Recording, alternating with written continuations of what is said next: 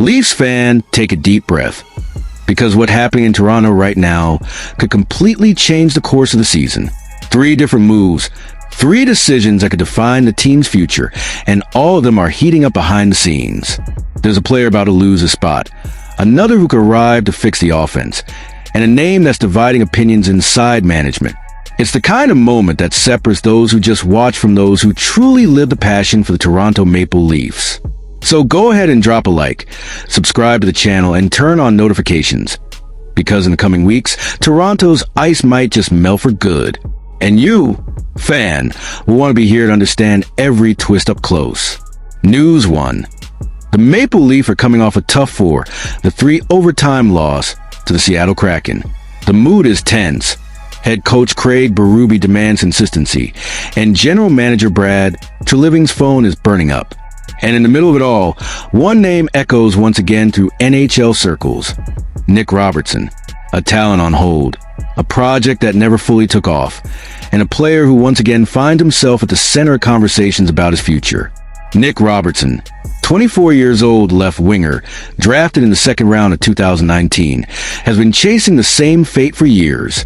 That of the almost traded prospect. Every offseason, the same story. Robertson could be trade bait. And every season, the same ending. He stays in Toronto, trying to carve out space between established veterans and rising prospects. But now, the story takes on a new tone. With Scott Laughton about to return from injury and Easton Cowan gaining attention, Robertson's spot is starting to vanish. And according to Darren Dreger of TSN, Brad Treliving is already exploring the market to see if any teams are interested. Despite the rumors, not everyone in Toronto thinks that a good idea. Former player and analyst Nick Kypreos from Sportsnet was blunt. "I'm not trading Nick Robertson. Why do they want to move now? Why?" Kypreos argues that Robertson still brings energy, speed, and a powerful shot, and that trading him for a simple 4th-round pick would be a strategic mistake. You're giving up depth for a 4th-round pick. That's useless to me. The team gets slower without him. His words resonated among fans and analysts. Could Toronto be about to repeat a classic mistake? Giving up on a talent too soon? Robertson has 1 assist in 6 games this season. The numbers look modest, but they hide an electric north-south style of play. He averages 12 minutes of ice time per game, rarely used on the power play, but often in transition situations. His strengths include explosive acceleration in his first strides, a quick, accurate shot, especially from the left circle, and solid offensive awareness with movement through defensive gaps. Areas to improve include defensive consistency, puck control under pressure, and physical adaptation. He still struggles in board battles. Drafted with the label of a pure sniper, his development was derailed by injuries and limited ice time. Coach Craig Berube made it clear after the Kraken loss. "We did some good things, but we're inconsistent. We didn't play with our identity for the full game." That sentence captures the Leafs' dilemma. A team full of offensive talent still searching for a collective identity. Robertson is a spark plug, fast and aggressive, but the Leafs are trying to balance ice time between steady veterans and developing youth. In that balance, he's caught in the middle. Berube wants a more physical, defensively reliable team, while Robertson represents the opposite: creativity and flair. That philosophical difference helps explain why he hasn't cemented his role. Brad Treliving knows the current market is tricky. The Leafs have defensive needs and could use Robertson as a piece in a trade for a top 4 defenseman. But what's Robertson's real value right now? According to insiders, the return would likely be only a mid-round pick, which many consider far too low to justify losing him. And there's another issue. If Toronto trades him and he blossoms elsewhere, regret could come fast. The franchise has seen this movie before. Mason Marchment, Casper Kapanen, and Andreas Johnson all left young, and some became solid contributors outside Toronto. In terms of play style, Robertson resembles a young Tyler Toffoli from his Los Angeles days, a winger with offensive timing and scoring instincts who took time to find consistency. Others compare him to Eeli Tolvanen, who only broke out once he got consistent minutes with the Seattle Kraken. If given steady middle 6 ice time and power play opportunities, Robertson could easily score 20 to 25 goals a season. But if kept on the bottom 6, his impact will remain limited. If Toronto truly decides to move him, there are plausible destinations. Rebuilding teams like the Chicago Blackhawks, Anaheim Ducks, or San Jose Sharks could offer more minutes and a larger offensive role. Those teams are exactly the kind looking for players like Robertson, young, affordable, and full of potential. But the dilemma remains. Does Trailiving want to strengthen a conference rival and risk seeing Robertson thrive elsewhere? Robertson is most effective in 1-2-2 or 2-1-2 offensive systems, forechecking aggressively and uses acceleration to force turnovers. He's not a grinder, and using him on checking lines limits his strengths. Ideally, he would play alongside Max Domi and Kaye Jarnkrok, forming a quick, creative transition line capable of breaking defenses with speed and short passes. On the power play, he could take position in the left circle, ready for a one-timer, a role the Leafs haven't fully explored for him. The Nick Robertson dilemma is more than a roster issue. It's a philosophical test for Toronto. The franchise must decide whether to keep trusting in young talent or go all in on winning now. The team sits at 3-2-1 with inconsistent performances and growing media pressure. Each loss reignites the question, is it time to change something bigger? And sometimes that something starts with a player like Robertson. Nick Robertson symbolizes a modern NHL dilemma, a talent who needs time on a team that doesn't have any. Trading him now could bring short-term relief, but keeping him might, in the long run, prove to be the best decision Toronto ever made. The ice will tell the story, and time, as always, will be the final judge. And now I want to hear from you, Leafs fans. Should Toronto keep Nick Robertson and bet on his development, or is it time to make a move and try something new in the market? Leave your comment below. News 2. The atmosphere in Philadelphia feels strange, and the ice at the Wells Fargo Center is starting to reflect more doubt than certainty. The Philadelphia Flyers, proud and traditional, are living through one of those moments no team likes to admit. They're not ready to compete, but they also don't seem willing to rebuild. It's a dangerous sporting limbo, where the wrong decisions can cost years of progress. With a 1-2-1 start to the season, the team is still trying to find its identity. The roster, aging and unbalanced, carries the weight of promises that haven't yet been fulfilled. Matvei Michkov and Nikita Grabenkin, names that were supposed to represent the future, aren't ready to take on that responsibility. And as time passes, it's becoming clearer that Philadelphia may be on the verge of an implosion. According to insider David Pagnotta, if the Flyers stumble again this season, Owen Tippett will be one of the most targeted names on the market. A player of pure talent, physical and aggressive, but who ironically might be underused. Teams are going to look at how he's being used and what kind of role he's getting, said Pagnotta. If he's not being utilized properly, the calls will start. Right now, Tippett is on the third line, alongside Trevor Zegras and Christian Dvorak, a formation that should generate energy, but has been losing space to younger players like Bobby Brink and Tyson Forster. The result is clear. Tippett's ice time has been steadily decreasing. For a player of his caliber, that's almost a sign that something needs to change. Tippett's story is well known. A former top 10 draft pick, he was the main piece in the trade that sent Claude Giroux to the Florida Panthers, a deal that at the time looked like to start a new era in Philadelphia. In 351 NHL games, Tippett has 187 points, 95 goals, and 92 assists. He brings physical presence, knows how to finish, and doesn't shy away from contact. But his defensive flaws and a career -46 rating are marks that hurt his profile on a team trying to become more defensively structured. And that's where the rumor takes shape. If the Flyers really decide to part with Tippett, the Toronto Maple Leafs would likely be one of the first to call. The Canadian team needs, more than ever, secondary scoring, someone to take some defensive load off Austin Matthews, William Nylander, and Mitch Marner. Tippett would fit perfectly in that context. A physical winger with scoring touch and top six energy, capable of adding volume to the attack and complementing Craig Berube's direct, intense system. At just 26 years old, Tippett is still in his prime and fits Toronto's competitive window. His style resembles that of Tom Wilson in Washington, aggressive, vertical, and a constant nuisance to opposing defenders. For Berube, who built his reputation coaching tough, disciplined teams, Tippett would be a seamless addition. But there's a problem, and it comes with 6 digits. $6.2 million per season until 2031. It's a long, heavy contract that affects Toronto's cap flexibility. For a team already pushing the salary cap, it's not a simple move, and the acquisition cost would be high. Philadelphia won't give up Tippett without significant return. According to sources close to the franchise, any conversation would likely start with names like Easton Cowan or Ben Danford, 2 of Toronto's top prospects.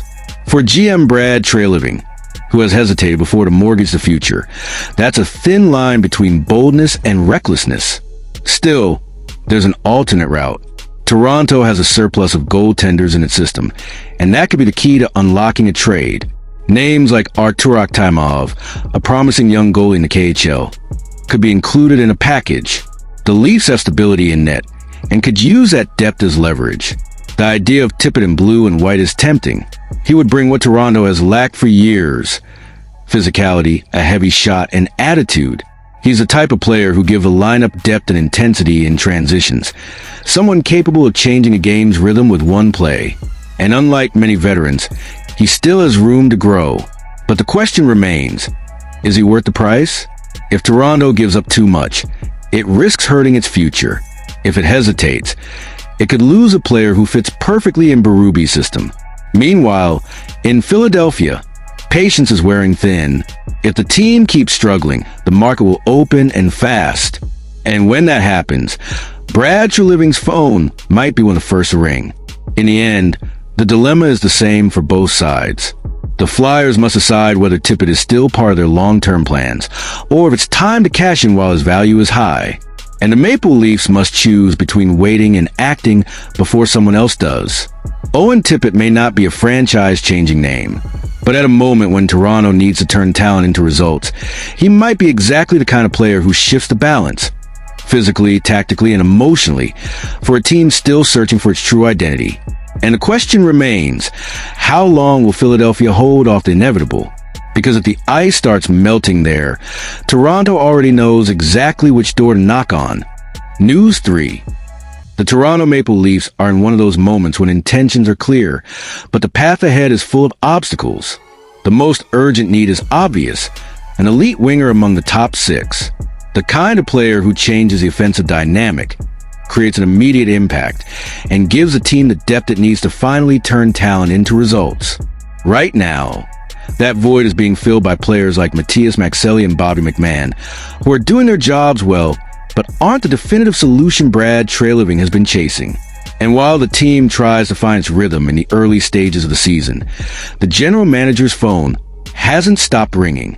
Toronto is active in the market, very active, with more than $20 million projected in cap space for next summer and most of the core already secured. The Leafs seemed ready to make a splash in free agency. The problem is, that market has evaporated.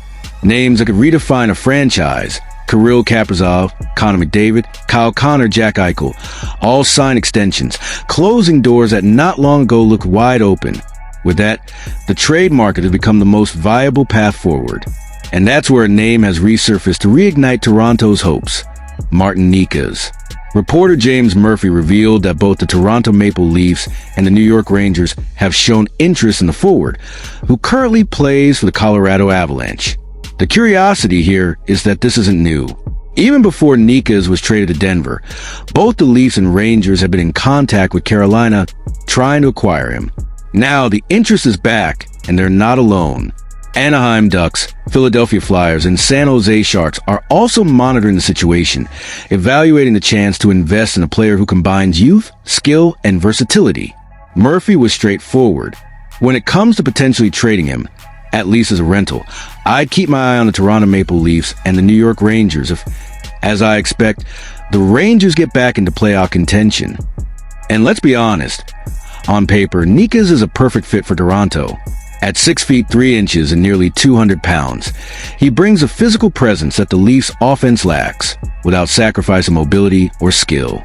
Necas is the kind of player who plays with control, not overly physical, but smart about using his body to protect the puck and dictate the pace of play.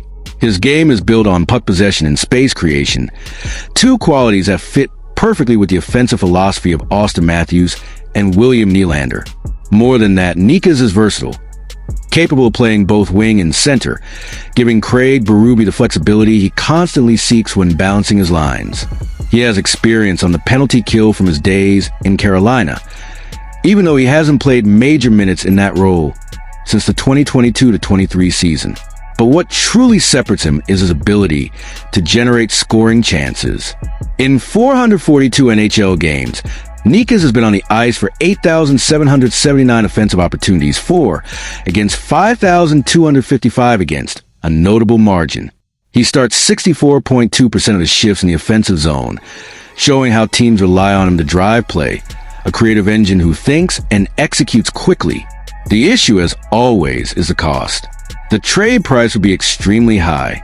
Toronto doesn't have first-round picks for the next 2 years, which severely limits its bargaining power.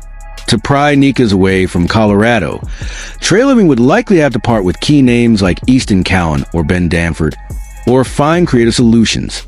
And that raises the inevitable question: is it worth sacrificing the future for immediate impact?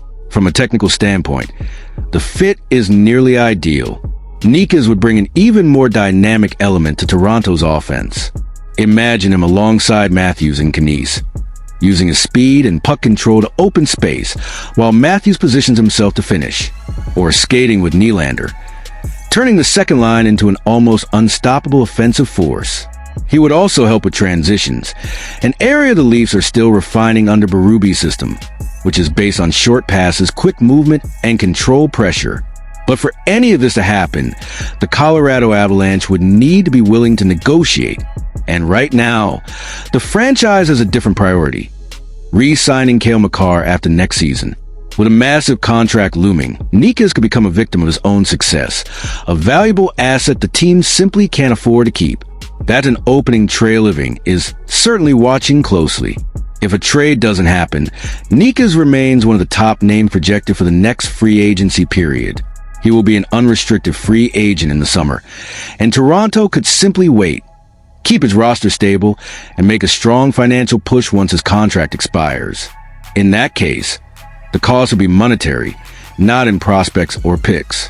In essence, Necas represents everything Toronto needs right now: a player on the rise, with refined skill, enough physicality to compete in the playoffs, and an offensive mindset aligned with the team's identity. He would bring balance to the lineup, give Berube more options, and most importantly, reduce the predictability that sometimes defines the Leafs game. The fit seems inevitable. The question is, will Toronto wait or act now? Time is a silent enemy in the NHL. While Treliving analyzes his next move, other teams are also making calls. Rangers, Ducks, Flyers all want to know what it would take to pry Necas from Colorado. For Toronto, it's the classic dilemma of a contender searching for that final piece. Waiting might mean losing. Acting might mean risking too much. But if Brad Treliving has learned anything in recent seasons, it's that opportunities like this don't come twice. And maybe, just maybe, Martin Necas is a name that finally completes the Toronto Maple Leafs offensive puzzle. The wing of the team has been searching for years.